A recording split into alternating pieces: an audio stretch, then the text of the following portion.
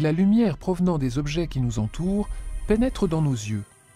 Elle traverse un ensemble de milieux transparents. La cornée, l'humeur aqueuse, le cristallin, puis l'humeur vitrée. Elle va ensuite former une image sur la rétine. La quantité de lumière qui pénètre dans l'œil est contrôlée par l'ouverture de la pupille, délimitée par l'iris. C'est l'iris qui donne sa couleur à l'œil. Afin que l'image formée sur la rétine soit bien nette, des muscles peuvent tirer sur le cristallin et modifier sa forme. On parle d'accommodation. L'intérieur de l'œil apparaît noir lorsqu'on le regarde de l'extérieur, car une enveloppe pigmentée le recouvre.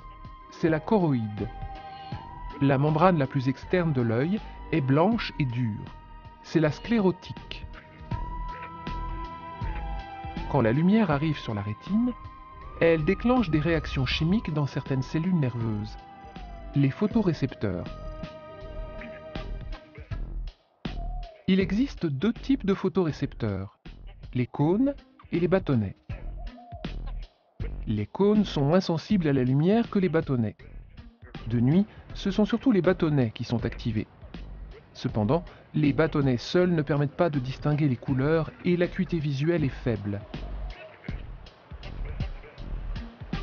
Les cônes permettent une acuité beaucoup plus forte, mais ne sont activés que lorsque la luminosité est suffisante. Ils permettent de distinguer les couleurs. Chaque type de lumière colorée active plus ou moins les trois types de cônes différents présents dans la rétine. Les réactions chimiques ayant lieu dans les cônes et les bâtonnets entraînent la création de messages nerveux qui se propagent dans le nerf optique. Ce sont des signaux de nature électrique dont la fréquence correspond à une information codée.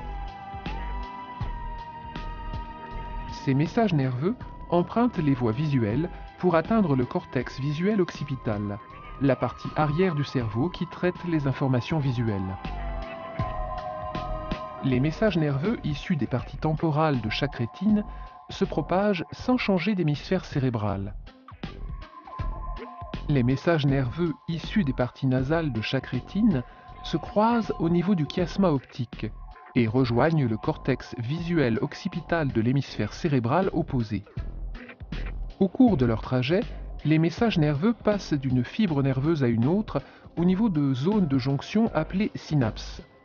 Là, les signaux électriques qui arrivent de la rétine engendrent la libération de substances chimiques appelées neurotransmetteurs, qui traversent l'espace entre les deux fibres nerveuses et qui se fixent sur des récepteurs de forme complémentaire. Cette fixation entraîne la naissance de nouveaux signaux sur les fibres reliées au cortex. Le cortex visuel occipital est constitué de différentes aires spécialisées dans le traitement des messages nerveux. Selon la fréquence des signaux électriques générés par les photorécepteurs, chaque aire interprète une caractéristique de l'image observée: forme, couleur, mouvement. Ces différentes aires communiquent entre elles et le cerveau réalise alors une interprétation globale. Ce que nous appelons vision est donc une interprétation cérébrale de signaux électriques. Ainsi, une même image peut être interprétée de manière différente chez des individus différents qui n'ont pas vécu les mêmes expériences ou chez la même personne à des moments différents de sa vie.